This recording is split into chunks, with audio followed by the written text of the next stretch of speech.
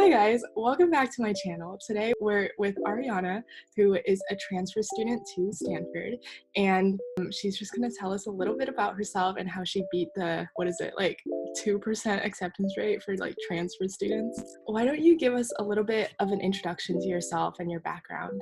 So my name is Ariana. I'm 20 and I've grown up in California. I actually live 20 minutes from Stanford. We moved here, my family and I moved here when I was 2 from Germany, but I basically spent my whole life in the Bay Area. In high school, I was very average. I took a lot of APs just because everyone else did, but I never really thought of myself as the kind of person who deserved to go to a really good school, if you will. And I kind of hit the point junior year where I was like, I don't really like this rat race. I don't really want to apply anywhere. And so I just enrolled in my local community college and started going there as a junior, and then went full-time as soon as I graduated for about 2 years. And now here we are. Awesome. Okay, so then you applied to Stanford. So why do you think Stanford accepted you? Honestly, this is something I've told a lot of people who've reached out to me for advice, is that it is so hard to predict with any school, but especially these schools that have lower acceptance rates. I honestly, I thought when I got my acceptance, I was like, did they make a mistake? Did they send this to the wrong person? Because I didn't think, nothing that I had done was for Stanford or for a school like that. It was all just because I liked what I was doing and I felt passionate about it. But the more I think about that, I feel that maybe that was why, and that if you really just do the things you love, which I'm assuming you do too, because you've done so many things, there's no way you could do them without loving them. But I think that just kind of shows through, as opposed to having done activities and work just to get into a school or for an application. So I think it was partly that. I also feel that I had a pretty strong focus with all my extracurriculars, and I do say it often, for schools like this, you do kind of have to meet a baseline of a GPA and SAT, ACT scores. So I think it's what you have beyond that. And for me, that was internships and extracurriculars that I did because I loved. I would do them a million times over, even if I didn't get into Stanford. So I think maybe a little bit of that. If that was a clear answer, I don't know. I was a bit rambly. But Yeah, I'm making videos mostly for high school students right now looking to get into good schools, and definitely a big part of it is you have to do what you love to truly get really good or deep at that activity, and also having that focus, as what you said, is really important. Just kind of a follow-up question, what were the activities that you were most committed to? I started in our honors project. So this is a little more geared towards transfers specifically, because they don't really have this at high schools, but we had an honors program, which a lot of community colleges will have, and it is very research based. It lets you do research projects with a certain professor, and I started with that, and that kind of pushed me into this world of honors. Everything is just called honors for some reason, but then I bled into honors society, and then a club that was a branch of our honors society, and none of those things really had a focus, but those were groups of people who I really enjoyed being around. That was a big area of my application for sure, and I talked about it quite a bit. But my very, very favorite thing that I did, and that I talked about in my UC applications too, was an internship I did for the current district attorney of San Francisco. And that was hard. That was a lot of work. And like you said, you really got to love it to delve deep into it. And I did. I loved what he stood for, and I loved his campaign. And he's an amazing person. So I put a lot of effort into unconsciously. But then when I was sitting doing my applications, I was able to write about that. And I think that was a big thing too, as opposed to just doing a bunch of different things. This focus on this one internship in my applications, I think showed dedication as well. And I think that was an important part of my app and my list of extracurriculars. Cool.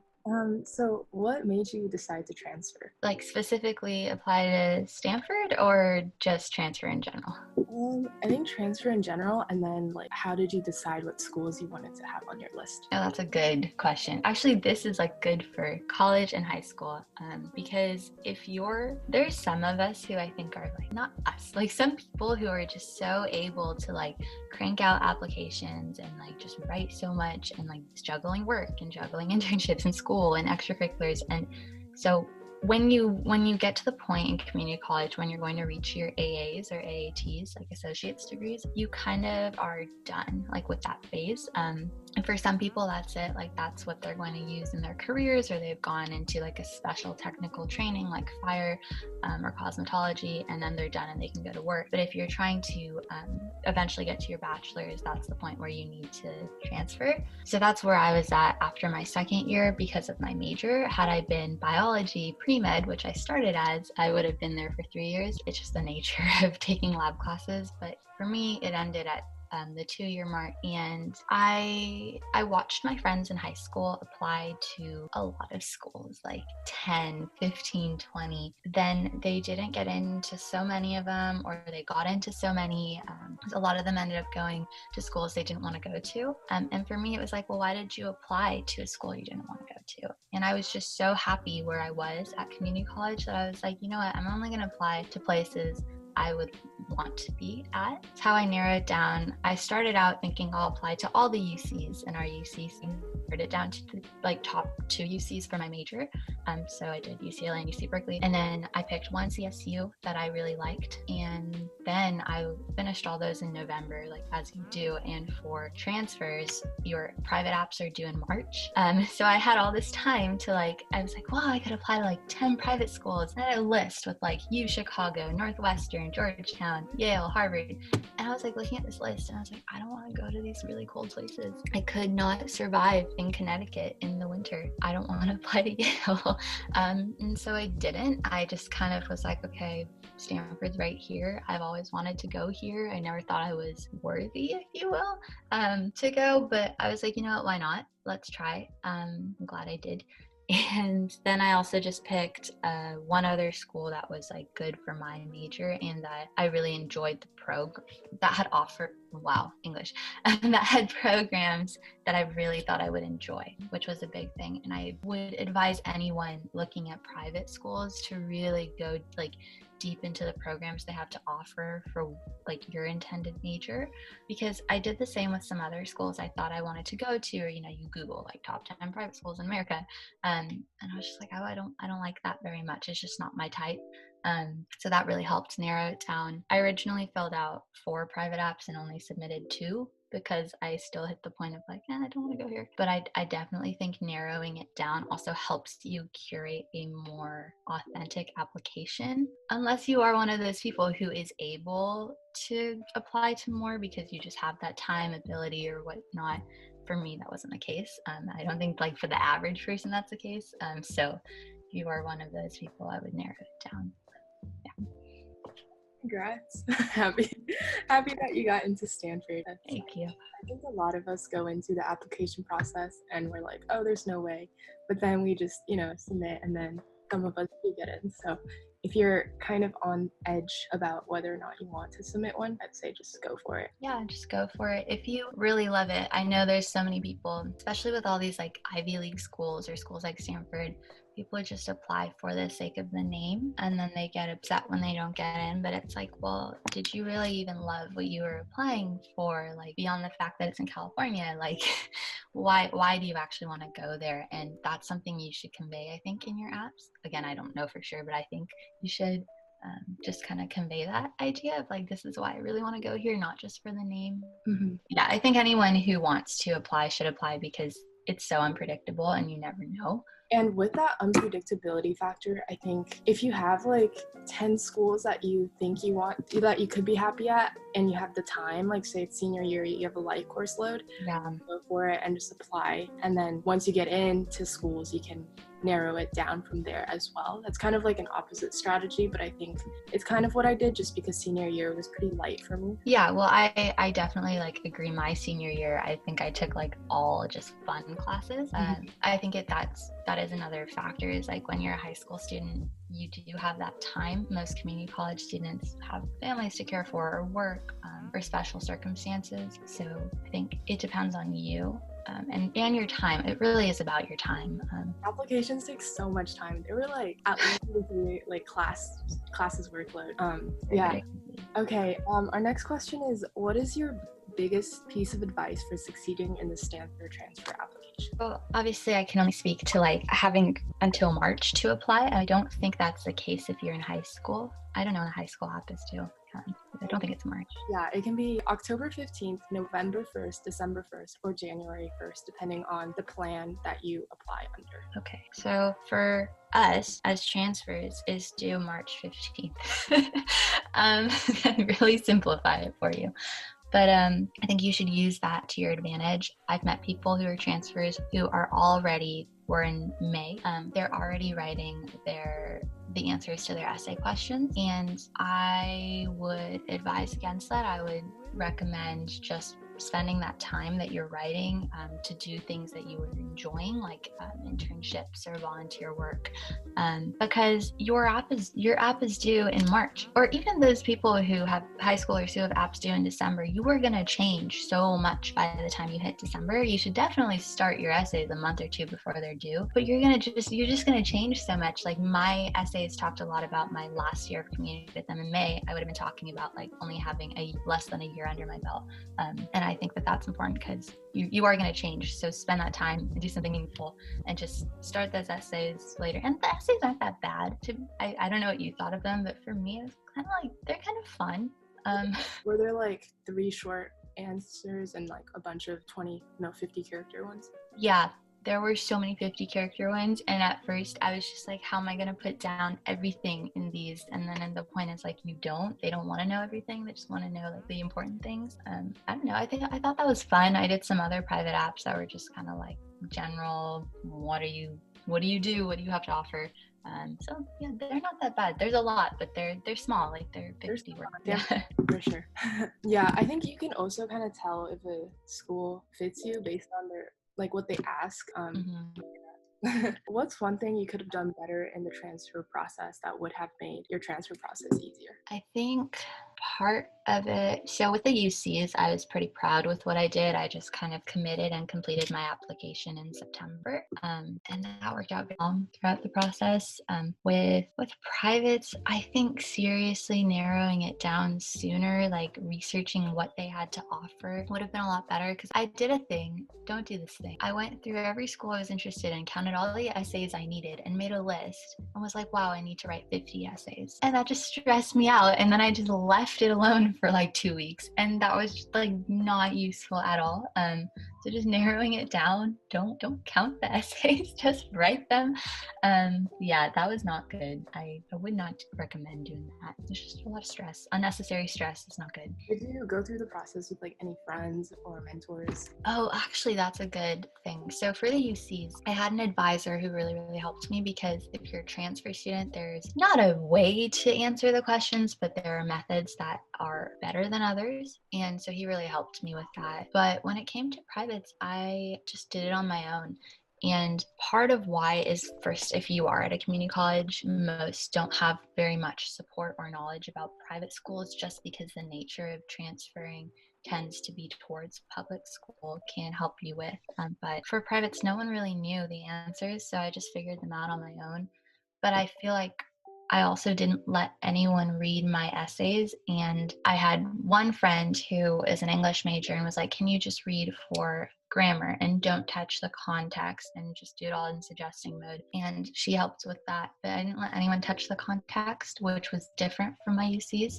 And I think that helped me be more honest and authentic, because some of my answers were weird. Like when I told my friends after I submitted, they're like, oh, why did you do that? Like, that's not a good idea. I know it worked, right? And so I think that is important to keep in mind, because I know in high school, I had friends who like had people helping them write their essays, like paid people, and they didn't get into the private schools. And so like, why would you do that? Like a mentor or an advisor or someone for advice is fine, but like your essay should be you, because there's another human being reading your application, and they're gonna know if it was you or like a 30-something paid essay writer. So yeah, for sure. Ooh, okay. Is there anything else you'd like to add for people hoping to transfer to Stanford or This is, I think, for everyone. As we said earlier, like if you want to apply and you really are excited about the school, you should do it. You shouldn't listen to anyone telling you otherwise. But after you apply, just leave it alone. I know so many people are freaking out of like about whether or not my ACT score was right or my essay is okay. Just leave it alone. It's done. And if you don't get in, don't feel badly about yourself. I didn't get into the other private school I applied to, and that's okay. I know I didn't put in the same effort in the application. I didn't really want to go there as much, and just whatever. Like, it is what it is. It's a difficult process to predict, and don't be hard on yourself if you don't get in. Just be like calm, just be chill. I feel like, especially in high school, I saw so many kids get so bummed out when they didn't get into schools, and it's like, well, you're still gonna go somewhere great. You're still worthy. It's always the community college path if you want.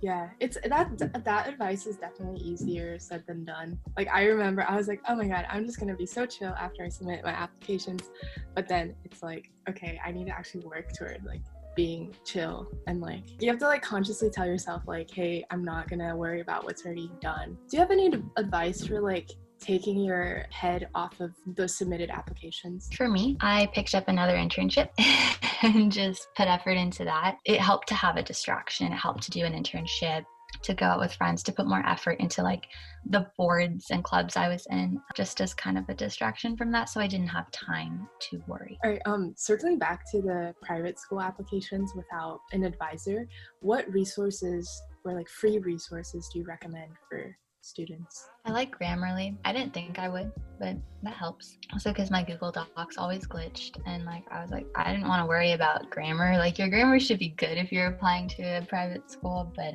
that helped. Also, I feel like a lot of people don't know this, having posted on LinkedIn and getting people asking me questions, but you can literally Google like Stanford transfer and you'll end up on the Stanford transfer page. They have stats, they have advice, they have help. They also have a section for international students, a section for high school, and they have so much information on there. And then I just called. They have numbers that you can call, and those people are so kind and so friendly, and that's really useful too. Instead of like searching Google and like College Connection or whatever that website is, just like call them. It'll save you so much time, and you won't get like 10 different answers, and you'll know your answers right. And I'm still doing that, like even now, having gotten in like as a transfer, there's so many different things you have to figure out. Just called my counselor, and a lot of us have called the counselor already, but it just helps clear things up. And then people like me and you now who are like out here like being public about having gotten in, like I think you can always reach out to someone who's gone through the process and just ask for advice. Don't ask for their essays, that's not right, but you can ask for advice from a stranger who has gone through the same thing. Yeah, on the essays part, I've heard like both sides, I guess, like the side where like, oh, you don't want your ideas to be influenced by other people's, and also like, oh, it might be good to like just get some inspiration and examples. Mm-hmm. And I think I fell under this section where I was like, okay, I have no idea how to even approach this, and it just definitely mind to know like how other people were like approaching it and like how creative you could get with it. But then at the same time, it's kind of dangerous in the sense that, you know, you still want to be true to you and also never ever, you know, copy anyone else. Oh yeah, I think it also varies. It probably does vary being a high school admin and transfer applicant, just because I've told this to a few. You have gone through 2 years already and you want to convey your experiences and your growth in those 2 years. Whereas I feel like in high school, you want to be like, okay, I went through high school, look at what I did in high school, and this is what I want to be. And I think it's 2 different approaches. And so as a transfer, if you're looking at the answers, they won't even really fit to you because they're geared more towards high school applicants, because I think there's like 40,000 high school applicants and like 2,000 something transfer applicants for most private schools like that. But I do think it helps, especially like, I don't know, I feel like you have done so much that it was probably a lot of like, well, what do I even put here? Like out of all the many things I have in my toolbox. So I can understand how that would help. This is kind of just side note, but do you know what the acceptance rate is for Stanford transfers? This year is higher. This year there are 74 of us going in as a transfer class. I don't know the rate because they won't release like the total number who applied. Like it's between 23 to 2,500 usually. So then you just do some math, which is not my forte, but you could do the math. And that's just an estimate. This year there's more. So I read news articles that say that it might be because of the like increased number of students who intend to defer, just due to everything that's going on. Stanford, someone was like, oh, they have more housing for transfers. I don't really know why they took more this year, but it is higher than it was. I think it's still under the 5% mark, which is crazy. Like I don't even know how that's a thing, but yeah, it's a school that's known for being very selective. So yeah. So like I just did the math. It's like it rounds up to, it's like 2.9%. Well, whatever. I mean, yeah, I don't think the numbers should matter that much because like I know the Koch scholarship, which is a really competitive high school scholarship. Mm-hmm. Their acceptance rate is like 0.2 something percent. But the thing is, like, they have like hundreds of thousands of applicants, and the first round is so easy. You like fill out a form. So I think that just really pushes down the acceptance rate. Yeah, I think it, like, I can see how that would be. I know a lot of people will just apply to schools because of the name and then just not put a lot of effort in. So I do think that's what I try to really push. Mostly it's students who are fresh out of high school going to community colleges who ask me, they're like, hey, what do I do about the percentages? What do I do about my ACT score being at like this percentage? And I'm like, I don't know, just don't worry about it. Like, I used to always tell my cousin that like, oh, the acceptance rate is so low. And he's like, well, all you need is to be a part of that percentage. Like, it's still at least one person. Like, you could be that one person.